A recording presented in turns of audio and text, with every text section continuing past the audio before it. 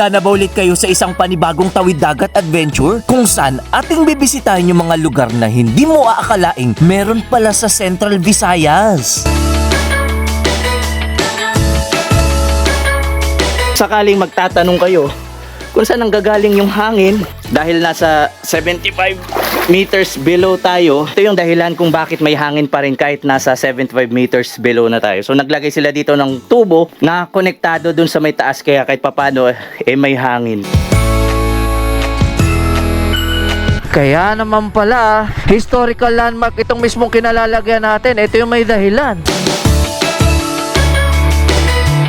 Tingnan nyo itong pinakadulo ng sementadong dinadaanan natin. Nakakatuwa dahil, ayan, makikita nyo naman. Wow! Ang ganda dito mga kapo!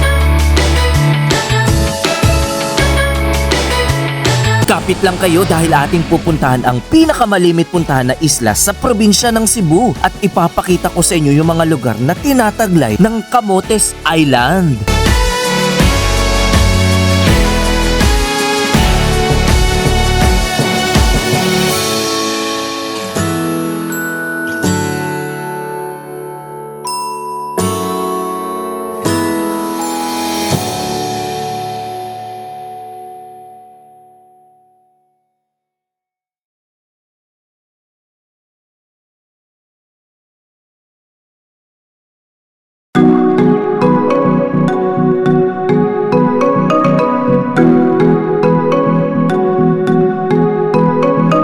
Pagkatapos po nating bisitahin yung Tulangdiot Island na kung saan ito yung isa sa pinakasikat na beach island dito sa Camotes Island. At sinasabi daw ng mga karamihan, hindi daw makukumpleto yung pagbisita nyo dito sa Camotes kapag hindi nyo daw to nabisita. At ngayon po ay pagpapatuloy na po natin yung ating pagmamotorsiklo.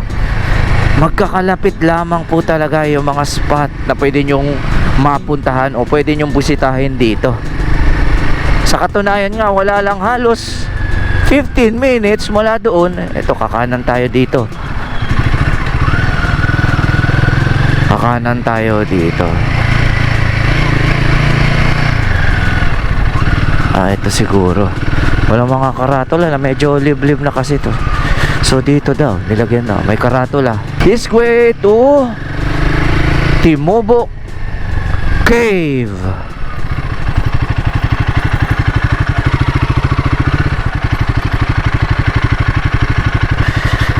So tara, tignan natin kung anong klaseng cave pool na naman yung makikita natin dito sa may Timubo. Let's go!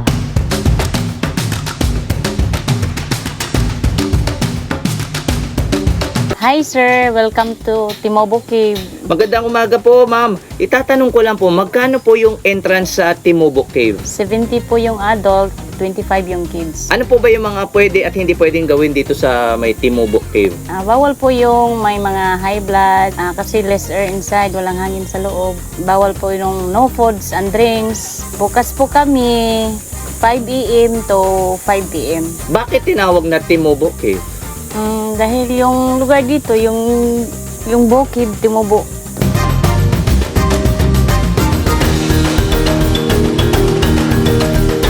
Bago tayo pumasok ng Timobok Cave, nire-record tayo magsuot ng safety hat. Tapos, ito lamang, as usual, ganun pa rin kapag cave pool dito sa may Camotes Island, bababa tayo. So, titignan natin kung ano naman tong papasukin natin.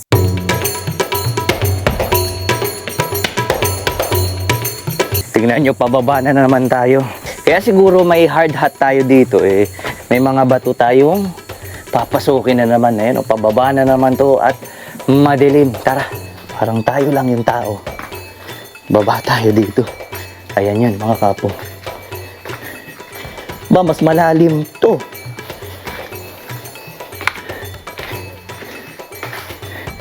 Mas malalim pa to. Parang ito na yata yung pinakamalalim na cave pool na pupuntahan natin. Meron pang pababa. Tara.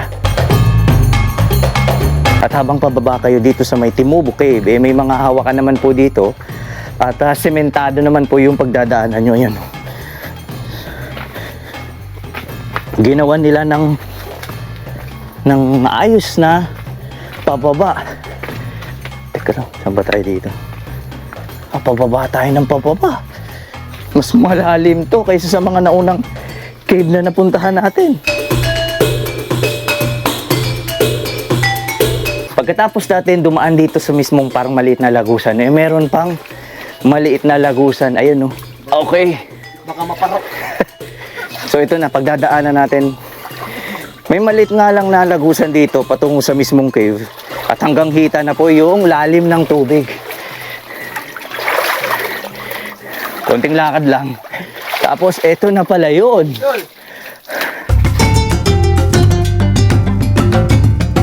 Yung tubig na pareho lang sa Lake Danau. Yung level ng tubig hanggang 5 feet to 6 feet yung lalim. Pero flowing yung tubig natin dito. Yung hangin, mga 30%. Pero hindi natin masabi na 30% kasi mag-iiba yung temperature ng ibang cave. Malayo ba yan, sir? Pero matutuloy sa yung mga bato doon sa loob. At saka pag nakapunta ka doon sa sulok, masyado na manipis yung hangin at saka yung oxygen niya. Hanggang sa may entry na side lang yun, sir. Hanggang sa yun lang sa dulo. Kung tubig tabang to, bakit tumataas bumababa ang tubig? Ganun talaga sir, pag flowing yung tubig.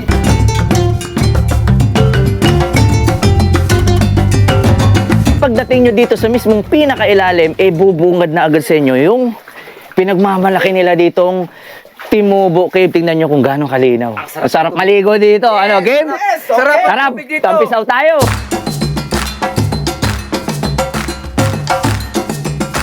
Pagkapasok nyo dito sa may Timubo Cave, optional naman po kung magsusuot kayo ng life jacket. Pero tumataas, bumababa, umaabot daw ng halos 7 feet. Lalo na dun sa may unahan. Para tumagal tayo at makapag-explore tayo doon sa may pinakagitna, nagsuot na tayo ng life jacket. Ang kinaganda kasi sa mismong Timubo Cave na to, sa lahat ng mga cave pool na napuntahan natin, tubig tabang po yung kinalalagyan natin. At dito daw kumukuha yung mga lola at lola nila dito nung sinaunang panahon.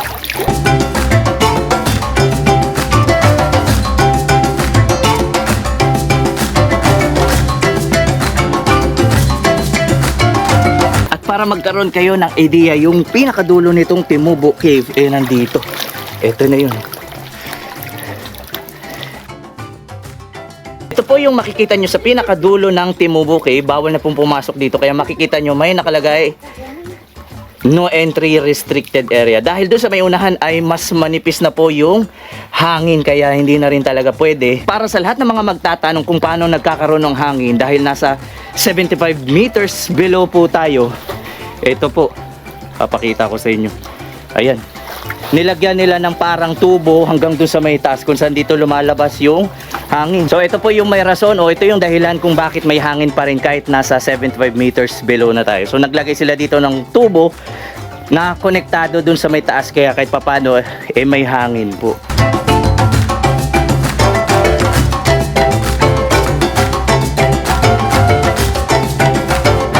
Naku, kung sakaling magagawi rin kayo dito sa may Camotes Island, bisitahin nyo tong Timubo Cave. Kakaiba tong cave pool na natagpuan natin. At para ma-experience nyo rin kung ano yung sinasabi ko.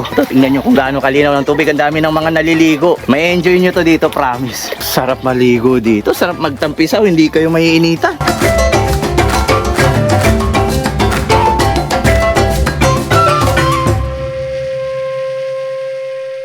Pagkatapos nyo maglublob dun sa may Timubo Cave at naghahanap kayo ng souvenir, sakto sa mismong parking area, may mga souvenir.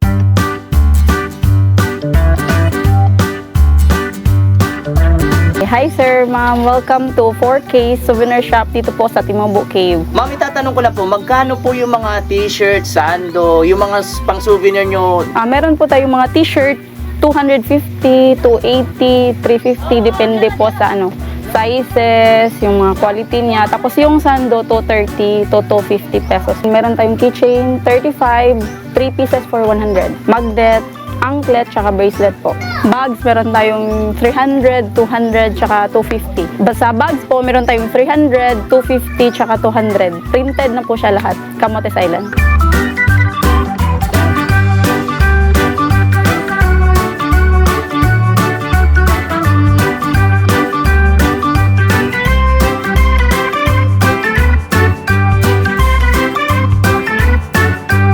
Kung sakaling magutom kayo pagkatapos nyong bumili ng pang souvenir, meron dito mga kapo, magmerienda tayo. Magmerienda ulit tayo ng Salbaro. Magkano po to, ma'am? 15. Sige nga, pa-order po ko na isa. Sarap to. Kayo po gumagawa nito, ma'am? Wow! Sarap! Balikan mo. Yun! Woo! Alright! Magkano po? 15 pesos lang. Balik-balik. Nakakapagod ko sa yung palangoy-langoy tayo dun sa may Timubo Cave. Snacks naman tayo.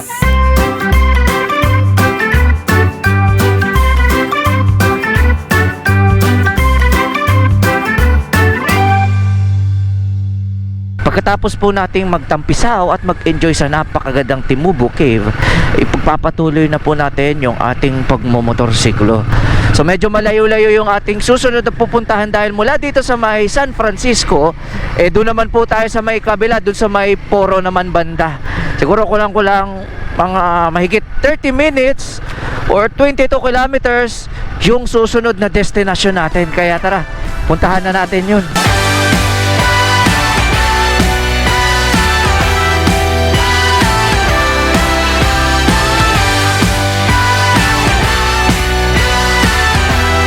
At ganun-ganun lamang po pagkatapos lang ng halos wala lang 5 minuto mula dun sa Timubo Cave, narating natin yung pinaka-sentro ng San Francisco, kung saan makikita nyo yung kolehiyo, may college ata dito o university kung di ako nagkakamali, ano? Napakalawak ito. Anong pangalan ng university? Ayun, Cebu Technological University San Francisco Campus.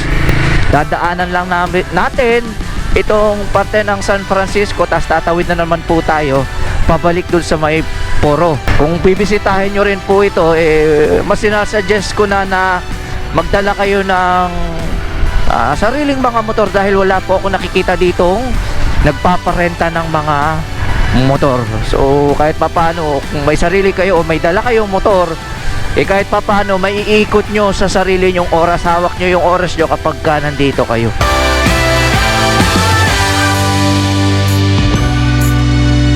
Tingnan nyo kung gaano ka simple lamang. Ito yung municipal hall nila or yung simbahan nila. Yung Cebuana, may Palawan. Ito, may tourist information dito. Ito yung municipal hall ng San Francisco. Napakasimple lang mga kapo. Ayan, tingnan nyo to. Tingnan nyo yung itsura ng pinakabayan nila.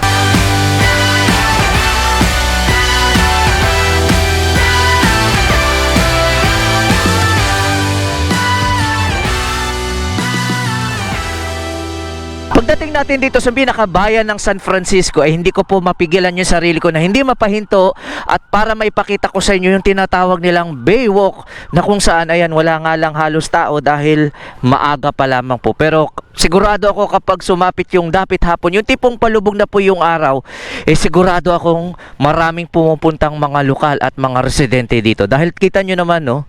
Tingnan nyo yung Baywalk nila dito. At dito rin po sa mismong kinalalagyan natin, doon sa may unahan, ay matatagpuan nyo yung parang food market nila o yung night market nila na kung saan pwede kayong kumain ng mga ihaw-ihaw. Tapos pwede kayong tumambay dito. Napakasimple lamang po. Napahinto lang po talaga tayo para naman magkaroon kayo ng idea na may ganito po dito sa bayan ng San Francisco. Kita nyo, napakasimple lang, napakahaba niya. Tapos doon din sa may unahan, may namamataan din po akong mga playground para sa mga anak ninyo o kung may kasama kayong mga chikiting. Napakasarap ditong pumunta, lalong-lalo na kapag palubog na yung araw.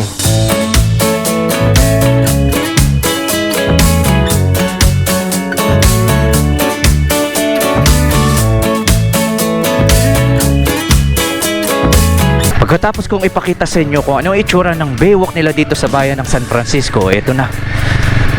May nakalagay dito, Roro Port. Alis na po tayo dito sa may San Francisco at patawid na po tayo sa may Poro. At tulad ng sinasabi ko sa inyo kanina na magkaibang isla lamang po yung San Francisco at yung Poro. Pero dito sa mismong Camotes Island, dito po dumadaan yung kalsada sa mga ayan, kaliwat kanang puno ng bakawan. Para siyang causeway At hindi na kailangan ng mahabang tulay. Ito lamang po yung pagdadaanan natin. Napakasimple lamang po. Kaya napakalaki ng ginagampan ng papel ng mga puno ng mga bakawan or mga mangrove area dito sa kinalalagyan natin. Kita nyo naman. Hindi natin kailangan magmadali. Chill ride lang po tayo.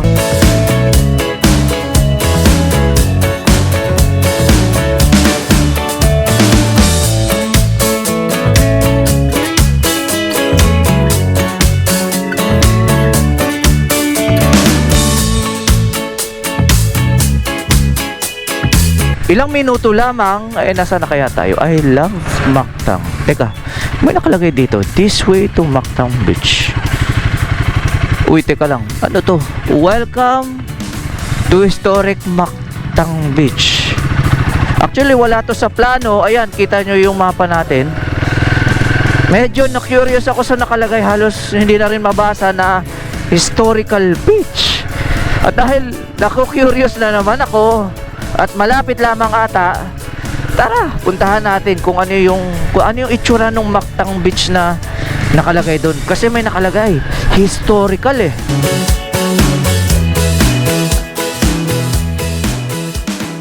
Bababa lang tayo doon sa may itaas. Malapit lamang siguro mga, wala lang 200 meters. Eh ano kaya tong, bakit? Ayun, kaya naman pala. Historical landmark itong mismong kinalalagyan natin. Ito yung may dahilan.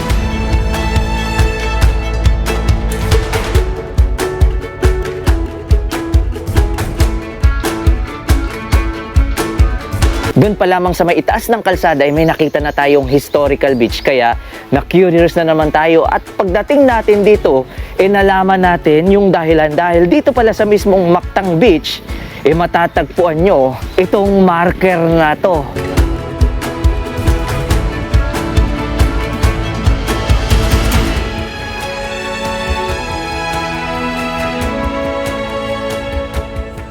Sa mga hindi po nakakalam, itong mismong nasa ating likuran ay isang panandang pangkasaysayan na magpapatunay na dito sa mismong Poro Camotes Island ay tumigil po yung Magallanes Elcano Expedition at magpahinga po sila at nakipagpalitan ng mga kalakal habang naghihintay sila sa mga raha patungo dito sa mismong parte ng Cebu na ngayon ay tinatawag na pong Camotes, lalong-lalo na po dito sa mismong Poro Island. Ito po yun mga kapo, yung magpapatunay.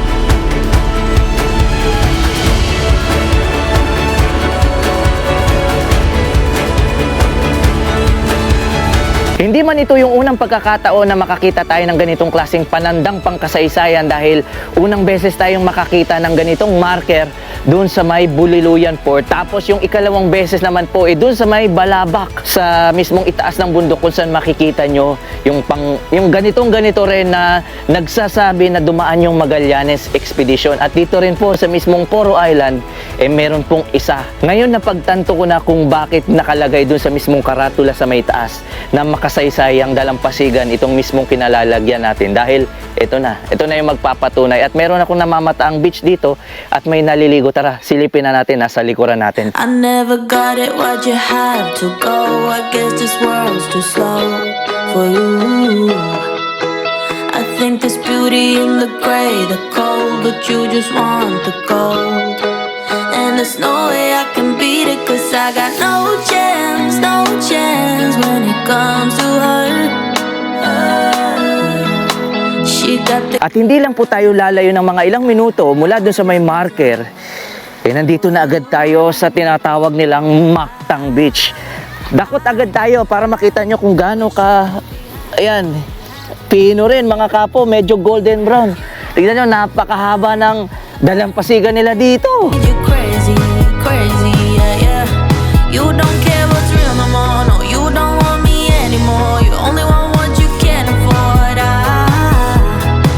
At kung sakaling magkakaroon kayo ng pagkakataon na makabisita dito sa may Camotes Island, hindi lang po mga cave pool yung mga pwede nyong bisitahin, meron din po sila mga beach na napakaganda, napakasimple lang. Wala po kayong ibang gagawin dito kundi maririnig nyo lang yung hambalos ng dalampasigan, yung tubig, yung umuhuning ibon, at pwede kayo maligo dito. At higit sa lahat, itong mismong kinalalagyan nating Mactang Beach ay hindi lang po ordinaryong beach dahil meron pong historical significant o may mga naganap po dito dahil ayun, nakita nyo naman siguro yung panandang pangkasaysayan dito sa mismong lugar na ito. But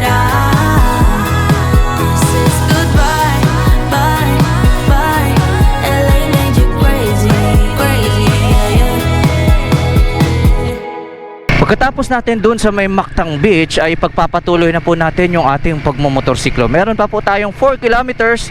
Ay teka, ang ganda nung pinagdadaanan natin. Tignan nyo, dumadaan tayo sa Coconut Road. Ang ganda, tignan nyo, maayos to ah.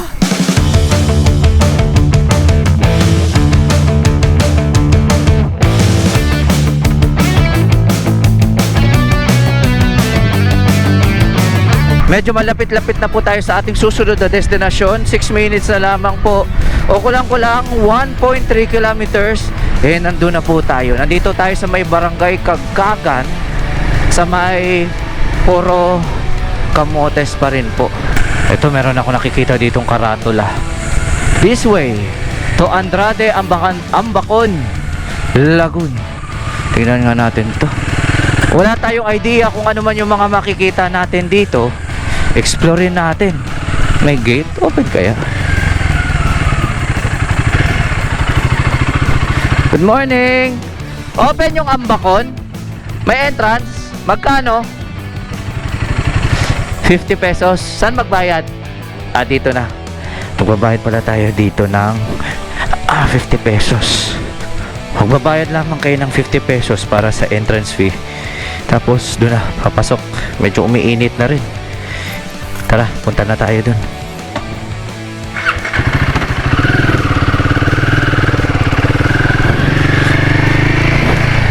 Medyo loose gravel na tong dinadaanan natin, oh. Meron bang kalsada? Ay, wala.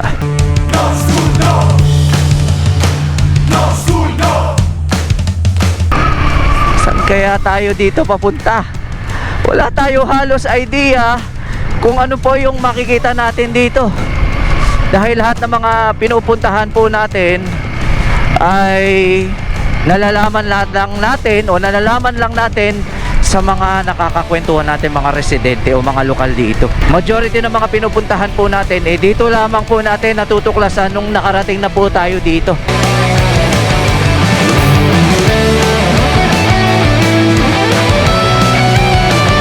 Pagkalipas lang ng halos wala lang 20 minuto narating na natin yung tinatawag na Ambacon Beach Resort.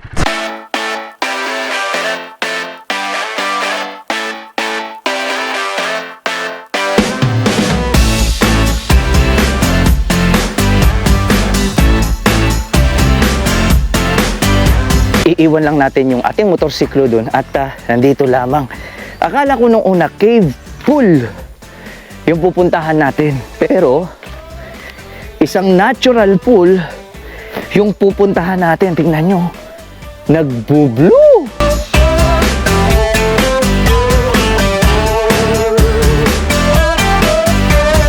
Akala ko noong una, yung susunod na pupuntahan natin isang cave pool, pero nagulat ako nung pagpunta natin dito sa Andrade Ambacan. Ito, isang natural pool yung nandito sa ating likuran.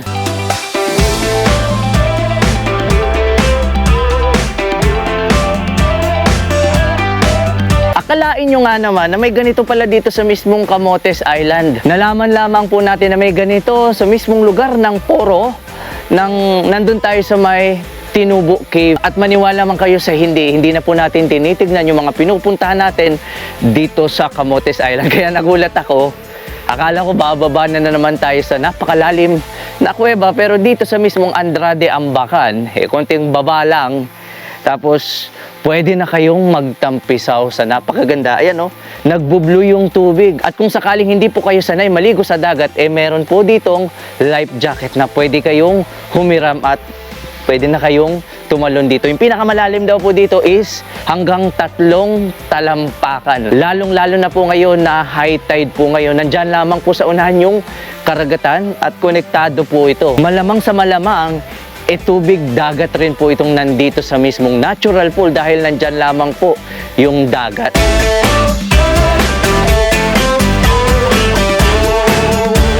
Kung sakaling magagawi rin kayo at meron kayong spare time na mag-ikot-ikot dito sa may Camotes Island, bukod sa mga cave pool na mga pwede nyong bisitahin, meron po palang natural pool yung natagpuan natin katulad nito. Ayan o.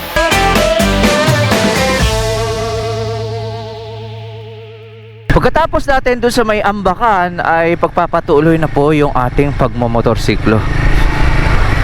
Tapos dito sa mismong parte ng ating minomotor, medyo nagpaspas tayo ng konti. Meron akong nakita dito. Tignan nyo to. Hindi ko alam kung ano to eh. Wow, may mahabang boardwalk.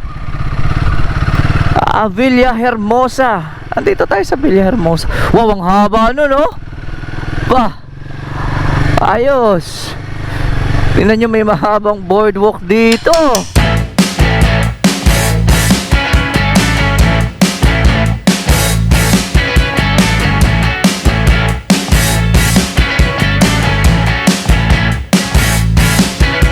Sa hindi inaasahang pagkakataon, meron tayong nadaanan na kung saan dito sa may parte ng Villa Hermosa, nakikita nyo naman kung gaano kaganda itong mismong boardwalk nila. Tara, lakad tayo dahil hindi man makapasok yung motor natin dito, pero kapansin-pansin naman, dadaan tayo sa konkretong talaytayan. Boardwalk pero gawa po siya sa semento, medyo mahaba-haba to at kung hindi po ako nagkakamali, pinaliparan po natin ito ng drone, may haba po itong 70 meters mula dito sa may Pangpang hanggang dun sa may gitna. Tara!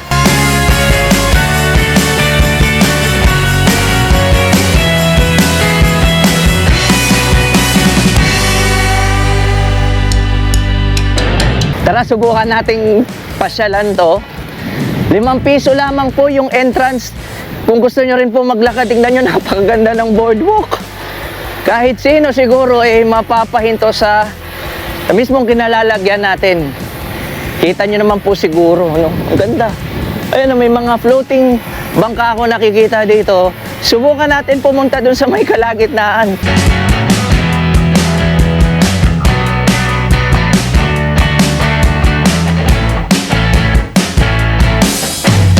Balak sana nating ipasok yung motorsiklo natin, pero dahil medyo makipot, lalakarin na lang natin. Tara. Ayan, nasa halos kalagitnaan na po tayo.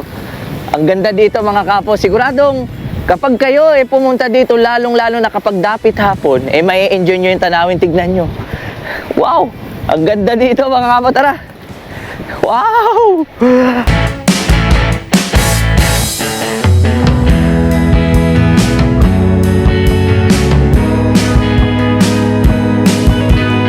Nasa kalagitnaan pa lamang po tayo ng sementadong boardwalk. Kita nyo naman, halos tanaw na po natin yung kabilang isla.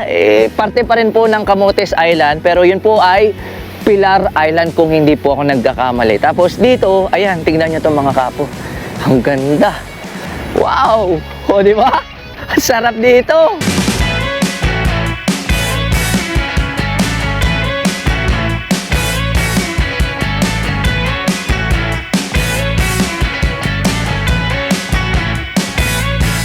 Wala lang pong 5 minuto mula dun sa may Dalampasigan, mararating na po natin.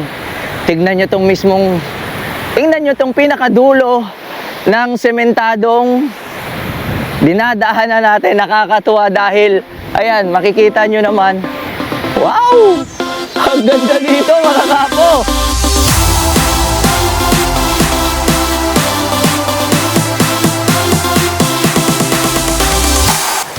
Hindi ko alam kung may plano pang ipagpatuloy yung mismong kinalalagyan natin, pero makikita nyo naman sa pinakadulo, hindi ko alam kung pwedeng tumalon dito sa mismong ilalim. Pero kapansin-pansin naman siguro na napakalinaw ng tubig na nasa ilalim ng mismong boardwalk na to.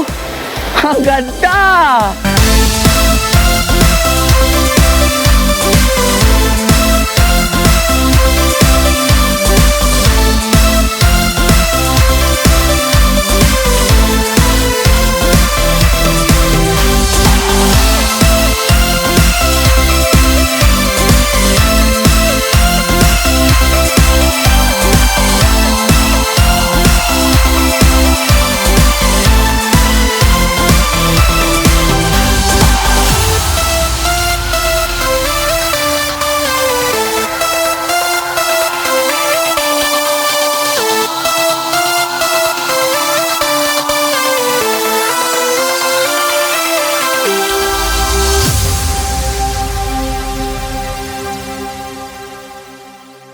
Pagkatapos po nating bisitahin saglit yung napakagandang boardwalk doon sa may Valle Hermoso, ipagpapatuloy na po natin yung ating pagmomotor. Wala lang 2 kilometro yung layo mula doon sa may boardwalk patungo sa ating susunod na destinasyon. At sa mga ilang metro na lamang po ay kakaliwa na po tayo. Dito na ata yun mga kapo. May marker. Kakaliwa tayo dito sa Bukilat Cave. Saan kaya tayo dito? Merong inaayos pa yung kalsada. Pero malalaman natin kung ano yung makikita natin dahil sa buong Camotes Island, yung pinakasikat na cave pool na pwede nyong makita dito sa may Camotes Island, itong mismong pupuntahan natin.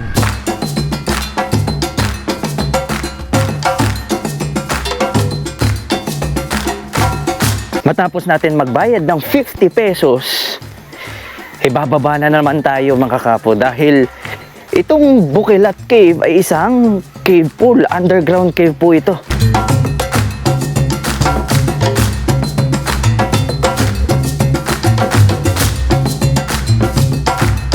Actually, malapit lamang. Tapos meron ako naririnig dito. Tingnan nyo to. Wow! Ayan, no? Tingnan nyo tong nakita natin.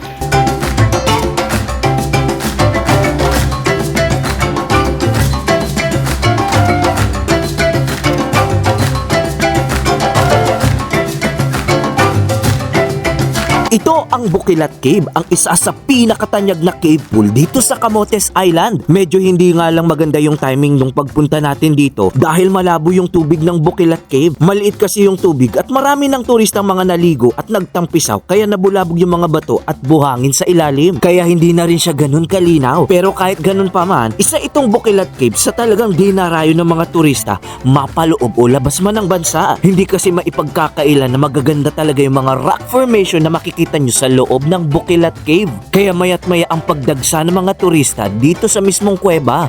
Kaya ang ginawa ko na lang nagtampisaw na lamang ako. Total nandito na rin naman tayo.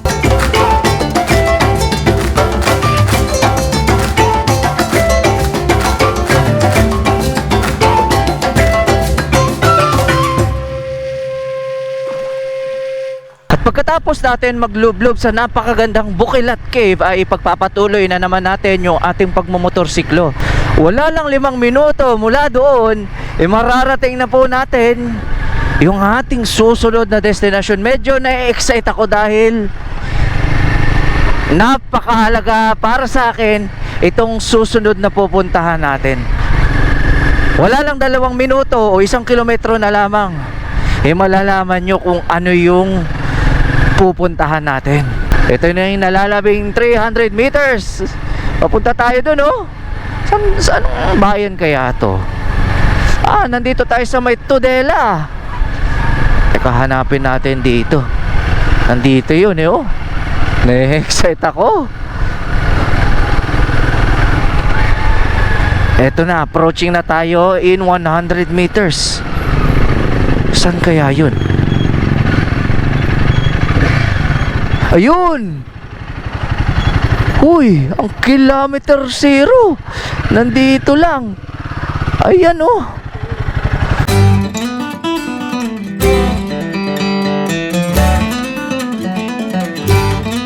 Nakakalungkot lamang dahil hindi siya pinapansin.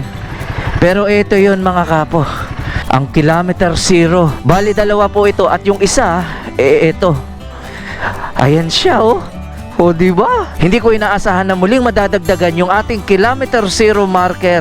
At itong nasa ating gilid na hindi halos pinapansin ng karamihan, nakakalungkot man, wala man siyang kulay, pero makikita nyo, ayan, KM0 Tudela tapos 0. So ito po yung isa sa palatandaan na dito sa mismong Camotes Island ay may kilometer 0 at isa lamang po ito sa 2 kilometer 0 na matatagpuan nyo sa Camotes. Ayun, oh, nakakatuwa, meron na naman. At kung hindi ako nagkakamali, ito na yung ating pang 20 kilometer 0 marker na nakumpleto o nabisita natin. Marami pa tayong pupuntahan. Ito, nadagdagan na naman muli yung kilometer zero marker natin.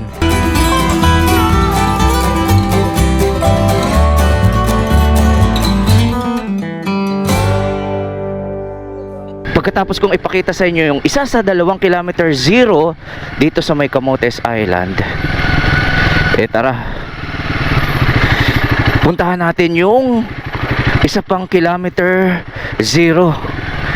At hindi ito basta-basta mapupuntahan, kaya tara, papakita ko sa inyo kung paano makapunta.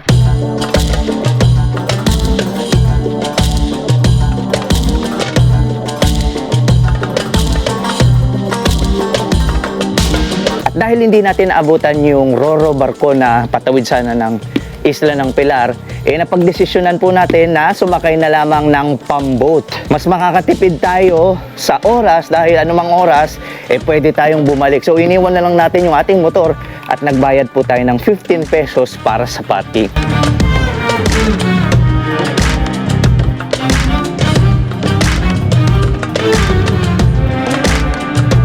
At dahil hindi nga natin abutan yung barko, ito yung sasakyan natin, pamboat. Alam po, Q, 600 pesos pakyawan, or kung gusto nyo, maghati-hati, 600, 6 na tao. Pero kami, larga na kasi kahit papano matitipid natin yung oras. Dahil nandito sa kabilang isla, yung pinakapakay natin.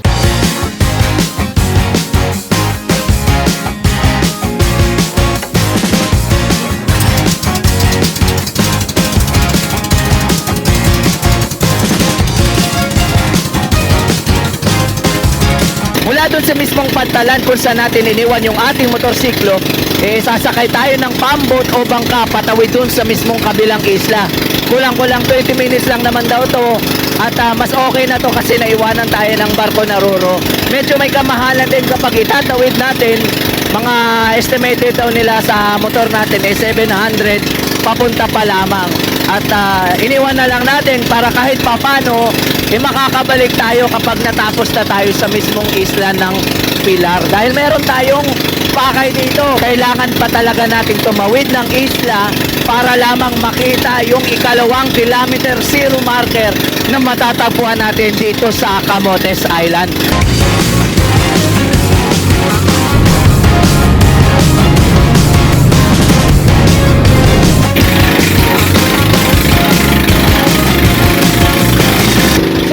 Pesos lamang po yung pinakabayad sa mismong bangka, hanggang 6 na tao po yun. Pakyawan po kasi yung pakyawan po kasi per biyahe papunta at pabalik. At huwag po kayo mag-alala, kung sakaling galing kayo ng Pilar, marami daw pong mga bangka pabalik sa mismong Coro Island.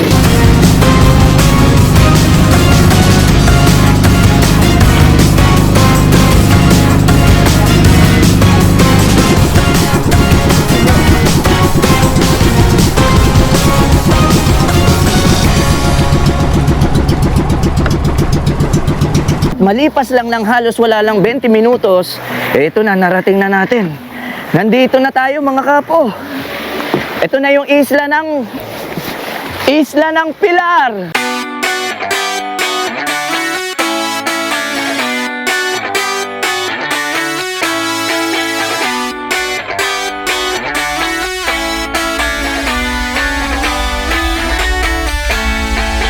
Pagkababa nyo dito sa mismong isla ng Pilar, kapansin-pansin, tingnan nyo kung gaano kalawak yung mga buhanginan. Kaya naman pala, may mga beach resort tayong nakikita, tingnan nyo kung gaano kalinis.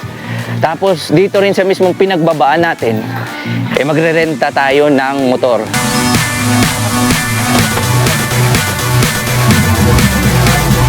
So ito na yung magiging sasakyan natin. At 500 pesos, okay na rin to. Mas makakatipid tayo sa oras dahil anumang oras na gusto natin ay makakabalik tayo. So bali ay 500 per day yung renta natin. At least kahit papano magagawa na natin puntahan yung gusto natin puntahan. Tara!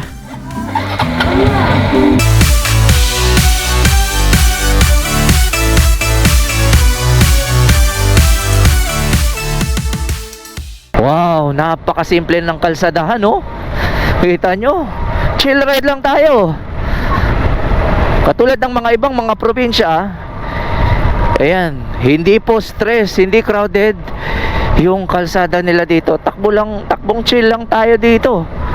At katulad ng nasabi ko, napagdesisyonan ko na lang po na magrenta ng motor. Doon pa lamang sa pagpababa natin, meron na agad. Marami po dong motor na pwede nyong rentahan. Meron din dong mga habal-habal, pero napag-isip-isip ko, papunta tayo sa may kabila, sa may sentro nila, sa lungsod. Ang bayad daw doon sa habal-habal ay 200. Tapos pabalik 200, so 400. Kunti na lang, dadagdag ko, makakapagrenta na ako sa isang araw. At mas maganda na rin to kahit papano, kasi malaya tayo makakapag-explore dito sa Pilar. Okay na to mga kapo, dahil yung pinakapakay natin nandun sa may kabila.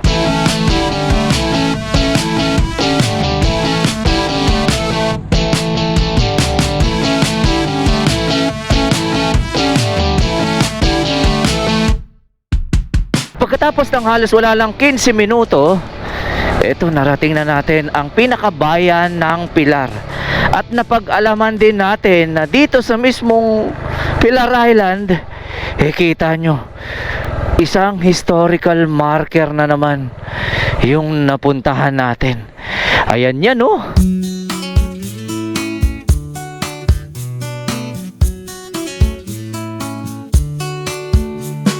Nagulat na lamang ako nung napag-alaman na natin na pagdating natin dito sa mismong Pilar Island, makakakita na naman tayo ng isa sa mga palatandaang pangkasaysayan, katulad ng nakikita nyo na nasa ating likuran na may nakalagay, ayan, Ponson.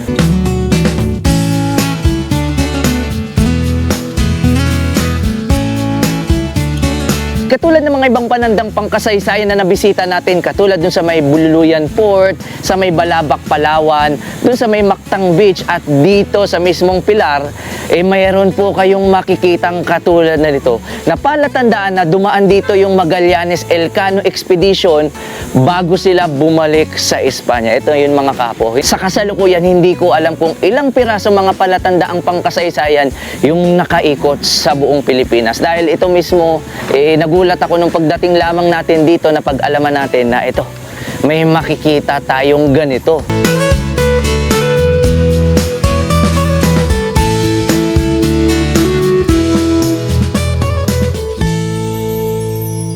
Pagkatapos kong ipakita sa inyo yung panandang pakasaysayan na napag-alaman lang natin nung nakarating tayo dito, ipupuntahan na po natin yung ating pinakapakay.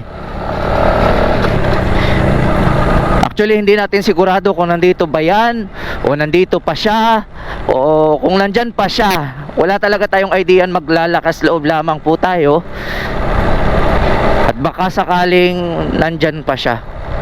Kasi pakiramdam ko sobrang luma na nung pupuntahan natin. At sana nandyan pa siya. Asan kaya yun? Asan kaya siya? Hinahanap na po natin. Asan kaya siya ngayon? Ayun! Ang kilometer marker 0. Nandito tayo sa may Ponson Island.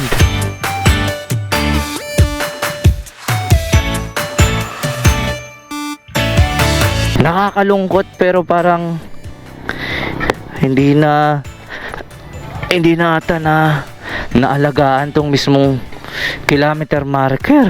Sa lahat ng kilometer marker na napuntahan natin, dito ako nalungkot. Kilometer 0 to mga kapo, pero parang parang hindi na nila binibigyan ng importansya. Actually, malapit lamang ito sa mismong port ng Ponson Island. Ayan. Hindi ko alam kung nandito pa yung mga tipak. Ito pa siguro. Nandito pa yung tipak. Dito pa ba? Nakahawa naman ako dito. Ay, ito. Yan nga. Ayan yan, oh. Kilometer 0. Binuo pa talaga natin para makita nyo. Buti na lamang at nandito pa yung kabiak, at nakakalungkot na hindi man lang halos nabibigyang pansin itong mismong napakaliit natipak ng bato. Sa mga hindi po nakakaalam, ito po kasi yung pinagbabasihan sa buong isla, yung pinaka center point. Habang lumalayo kayo, tumataas din po yung numero na to. Kaya alam nyo na kung gaano na kayo kalayo sa mismong pinakasentro ng bayan. Ito yung pinagbabasihan ng bawat isla. Pero hindi po lahat ng isla meron pong kilometer zero, kaya nalulungkot ako na halos napabayaan yung kilometer zero dito sa may Ponson Island. Ito yun mga kapo.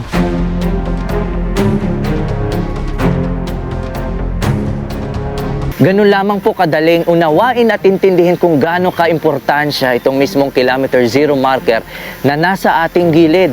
At kung nag-iisip kayo bakit natin ito kinukumpleto, para may paliwanag ko sa inyo na hindi lahat ng isla sa Pilipinas meron pong kilometer zero marker. At kahit na wala kayong data, wala kayong signal, kapag marunong kayo magbasa ng kilometer marker, hindi po kayo maliligaw at alam nyo kung saan kayo papunta dahil yung kilometer marker konektado po sa mismong kilometer zero. Uulitin ko po, magkaiba po yung kilometer zero at kilometer marker. At napakapalad po ng Ponson Island na meron pong kilometer zero sa inyong lugar. Kaya uulitin ko po sa mga kinauukulan, baka nakakaabot po sa inyo itong video na ito, baka pwede nyong magawa ng paraan na maisaayos. Tingnan nyo naman, kawawa naman ho. Napakapalad po natin dahil nakapunta tayo sa isa sa mga kilometer zero ng Pilipinas at napakapalad po ng isla ng Ponson dahil hindi po lahat ng isla, uulitin ko, hindi po lahat ng isla sa Pilipinas ay merong kilometer zero marker. At ito po yung ating ika-21 kilometer zero marker na nabisita na natin. Lagpas kalahati na po yung mga napupuntahan nating mga kilometer zero marker paikot ng buong Pilipinas at yung isa nandito po, nandito sa mismong Ponson.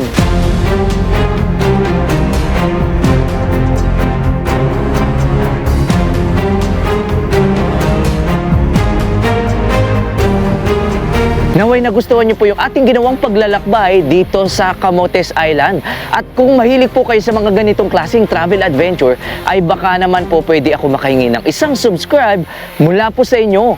Napakalaking tulong po ng isang subscribe ninyo sa ating munting channel. At para lagi na din po kayong updated kapag nag-post ako ng mga bagong adventure dito sa YouTube. At hindi pa po dito nagtatapos dahil marami pa po tayong mga pupuntang mga malalayong isla at mga nakatagong paraiso dito sa Pilipinas.